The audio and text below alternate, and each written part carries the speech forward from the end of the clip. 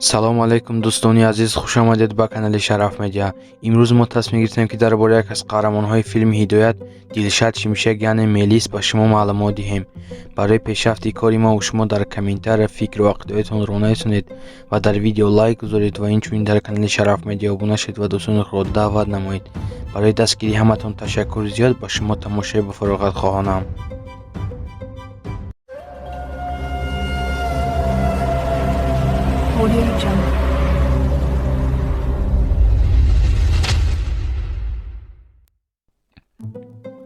Дилшад Шимшек 25 ноябри соли 1980 дар Норвегия ба дунё омадааст. ӯ ҳаёти кӯдакиашро то синни 13 солагӣ дар Норвегия гузаронидааст. дар синни 13 солагӣ ӯ бо оилааш ба шаҳри Измири Туркия сафар мекунад ва муддати 14 сол дар шаҳри Измир зиндагӣ мекунанд. баъдтар онҳо ба шаҳри Истанбули Туркия сафар мекунанд ва ҳаёташонро дар он ҷо идома медиҳанд. Дилшад Шимшек мактаби муносибатҳои умумии шаҳри Лондонро хатм кардааст. инчунин ӯ ду хоҳари дигар дорад. Дилшад Шимшек яке аз мутахассисҳои оид ба муносибатҳои оммавӣ дар Норвегия буд. ӯ инчунин муддати 1.5 сол дар нақшаҳои театрӣ низ ҳунарнамоӣ мекард. баъдан ӯ муддати 2 сол касби ҳунарпешагиро омӯхт ва баъд кору фаъолиятро дар телевидение оғоз намуд. Дилшад Шимшек 12 ноябри соли 2011 бо яке аз режиссёрҳои бо номи Бердан Гуздел оиладор мешуд. инчунин ӯ директори яке аз ширкатҳои BVS мебошад. Дилшад Шимшек аввалин маротиба дар яке аз барномаҳои бисёр хубе бо тахаллуси бисёр зебои нақшофарӣ кардааст. баъдан ӯ дар яке аз силсилафилмҳои телевизионӣ бо номи Гунем Акша Олгу бо тахаллуси туркан нақшофарӣ кардааст. филмҳо ва силсилафилмҳое ки Дилшад Шимшек нақшофарӣ кардааст.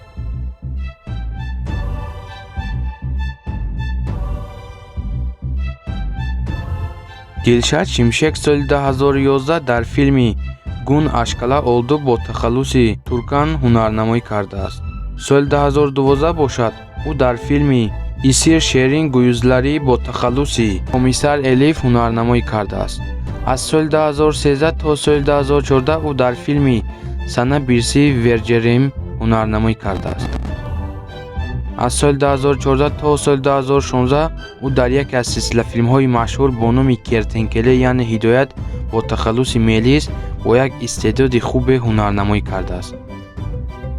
соли 2017 бошад, ӯ дар филми Мутлугу Каман ҳунарнамоӣ кардааст. дар соли 2018 бошад, ӯ дар филми Олдур Бини Селгимин нақшофарӣ кардааст.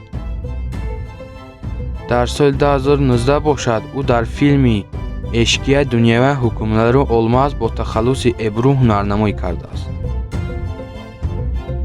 инак мо ба анҷоми барнома расидем. барои пешрафти кори мо шумо дар комментария фикру ақидоятон ронависонед ва дар видео лайк гузоред ва инчунин дар канали Шараф Медиа обуна шавед ва дӯстони худро даъват намоед. барои диққататон ташаккур зиёд. хайр то барномаҳои дигар. худо ёру мададгоратон бод.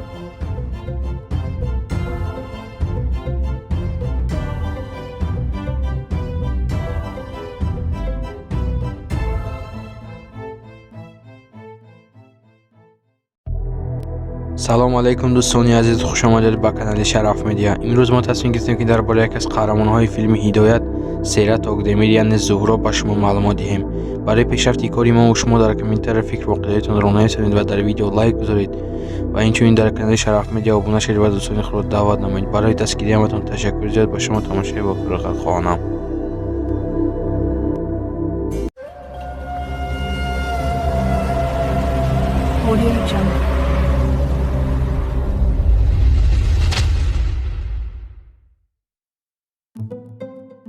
Серат Огдемир 11 апрели соли 1981 дар шаҳри Мертини Туркия ба дунё омадааст. падари Сера яке аз човандозони бисёр хубе буд. аз ҳамин сабаб Сера низ аз хурдӣ шавқу ҳаваси аспсаворӣ дошт ва айни ҳол бисёр яке аспсаронаи моҳир мебошад. инчунин ӯ соҳиби 3 аспи човандозӣ мебошад. Серат Огдемир мактаби миёнаро дар зодгоҳаш хатм кардааст. ва баъди хатми мактаб ба донишгоҳи бо номи Бибкен ба факултати меҳмоннавозӣ туризм дохил мешавад ва бо муваффақият хатм мекунад.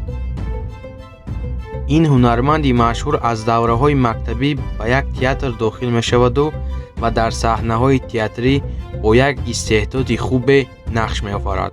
Серят Токдемир муддати дарозе дар яке аз марказҳои таълимии санъати театрӣ ва сурудсаросирвез таҳсил кардааст. баъдан ӯ вориди яке аз театрҳои машҳур бо номи Плотофилм шуду ба нақшофариро дар рекламаву филмҳо клипҳо шурӯъ кард. Серят Токдемир аввалин маротиба дар яке аз силсилафилмҳои телевизионӣ бо номи Истанбул Чучуклару бо тахаллуси Черен нақши асосиро бозидааст. Серят баъди хатми донишгоҳ оиладор мешавад ва аз байн дери нагузашта ӯ соҳиби як фарзанд мешавад ва онҳо номашро Борон мегузоранд. филмҳо ва силсилафилмҳое ки Серят Токдемир нақшофарӣ кардааст. Серят Токдемир дар соли 2009 дар филмҳои Ашк Генёрум Гемез бо тахаллуси Шебнем, Геашк Десем Нирчинкис Гефеде бо тахаллуси Сибел, Капалу Чачаклару бо тахаллуси Мелек ва дар филми Истанбул Чучуклару бо тахаллуси Черен нақшофарӣ кардааст. дар соли 2010 бошад ӯ дар филмҳои Кан бо тахаллуси Зейнеб ва дар филми Чакарлар Данс нақшофарӣ кардааст. дар соли 2011 бошад ӯ дар филми Ҳаят Девем Эдиёрок бо тахаллуси Делиҳа Бабарҷӣ нақшофарӣ кардааст. дар соли 2012 бошад ӯ дар филми Ҳаят Девам Ҳедер дар мавсими дуввумаш ва боз дар филми Банан Саргун Якасу нақшофарӣ кардааст. дар соли 2013 бошад ӯ дар филмҳои Бенди Узлемен бо тахаллуси Селен ва дар филми Суриатеш ва боз дар филми Юксен Ириш бо тахаллуси Эҷей нақшофарӣ кардааст.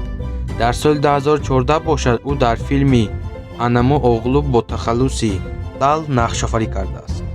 соли 2015 бошад ӯ дар филмҳои Деремиш Дерёғлу ва дар филми Бизем ҳикоя бо тахаллуси Нерлит нақшофарӣ кардааст. дар соли 2016 бошад ӯ дар филми Кертенкеле яъне Ҳидоят бо тахаллуси Зеҳра нақшофарӣ кардааст. дар соли 2017 ӯ боз дар филми Деремеш Илдироғлу дар мавсими чорумаш нақшофарӣ кардааст. инак мо ба анҷоми барнома расидем. барои пешрафти кори мо шумо дар комментария фикру ақидаҳоятон ронависед ва дар видео лайк гузоред ва инчунин дар канали Шараф Медиа обуна шавед ва дӯстони худ даъват намоед.